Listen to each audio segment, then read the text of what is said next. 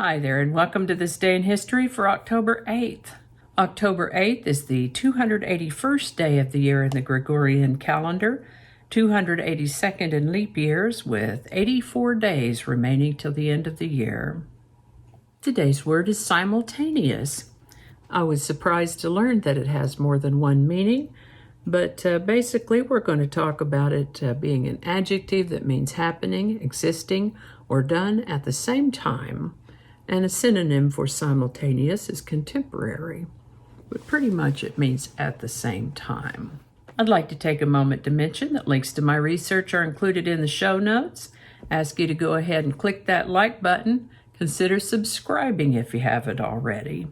Feel free to share this video with others and let me know your thoughts in the comments section. Also, there is a link in the show notes to the This Day in History playlist. On YouTube, it will also be in the corner up there in the iCards. On Vimeo, it will just be in the show notes. And with that, we are ready to jump in with news of American politician and first governor of Massachusetts, John Hancock, who died on October 8, 1793 at the age of 56.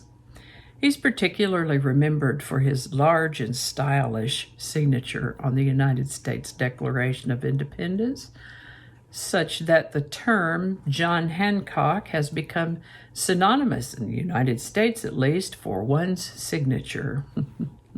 Strong winds following severe drought launched or exacerbated a series of simultaneous forest fires that broke out in Wisconsin and Michigan on October 8, 1871. Several towns were destroyed in the conflagration. And more famously, the Great Chicago Fire also began on this day in 1871. Hundreds of people died in that fire, and thousands of homes were destroyed. Tens of thousands of people were left homeless. This is the birthday of Ping Bodie, born October 8, 1887. He was a baseball player who acquired the name Ping after the sound it made when his bat hit the ball. Love that sound. He was actually of Italian descent, born Francesco Stefano Pizzolo. He took the name Bodie after a town in California with that name. He had lived there for a while. He's credited with inspiring other up-and-coming young Italian Americans to pursue their dreams of being baseball players. He played for various MLB teams for about 10 years, and when he retired from baseball, he got a regular job. He worked as an electrician on movie lots, mostly for Universal Studios. I first heard of Ping Bodie in a folksy little news item about that time that he competed against an ostrich named Percy in a spaghetti-eating contest. Bodie won when Percy passed out after the 11th plate of pasta. Ping Bodie lived to the age of 74. This is the birthday of American soldier and pilot Eddie Rickenbacker, born October 8, 1890. He was a Medal of Honor recipient due to his aerial battle victories in World War I and went on to drive race cars, design automobiles, even headed up Eastern Airlines, and many other things. He lived to the age of 82. This is the birthday of American journalist, photographer, and author Frank Herbert, born October 8, 1920. He wrote the Dune saga, and you may have heard of the movie Dune, which was based on his book Dune. Love that movie, by the way. I've watched it dozens of times and could watch it as many more.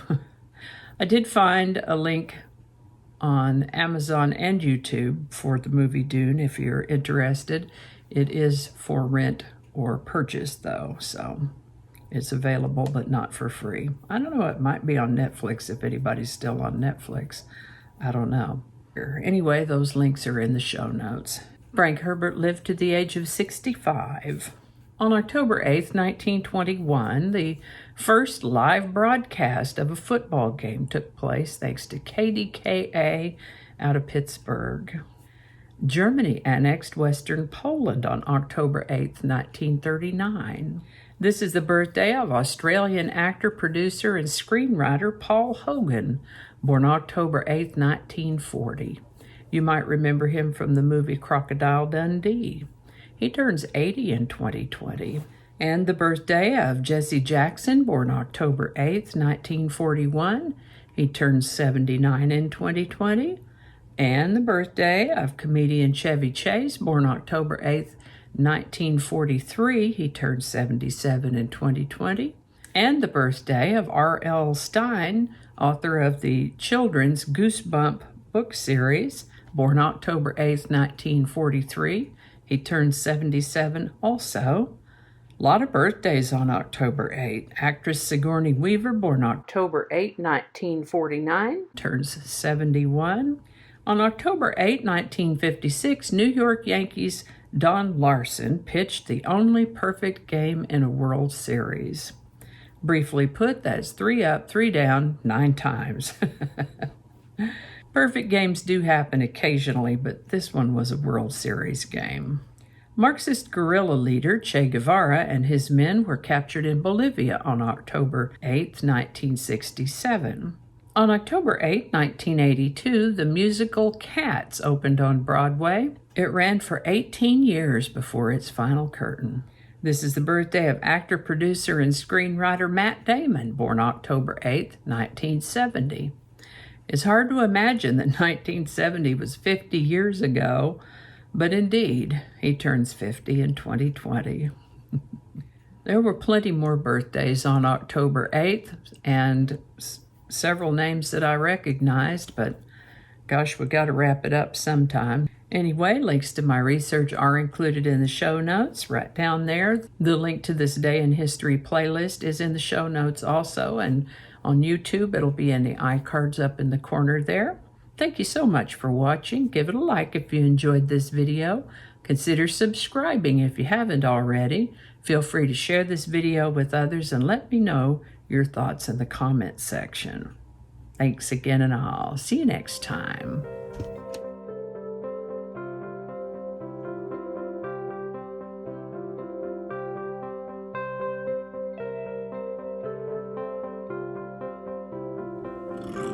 Wow.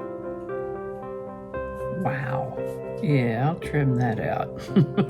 Alrighty, let's see here. Golly, where were we? Didn't I read that already? There was Ping Bodie. There's Eddie Rickenbacker. There's Frank Herbert. I did read that already. Okay. There's going to be a lot to edit out of this one. I just got the pop-up that says my computer's head is full. I need to blow its nose. That sounds like a pretty ambitious project. Okay, just leave that part out.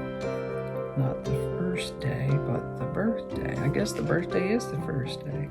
This is what happens when you don't clean up your script. I might leave that part out. I don't know how all that's going to go together, or if it's even going to make it to the video. We'll just see. That's not going to go. Yeah, we're going to cut those out. That'll all be laying on the cutting room floor. So I'll just do that whole thing over. That might not make it into the video. We'll see. Changing it up.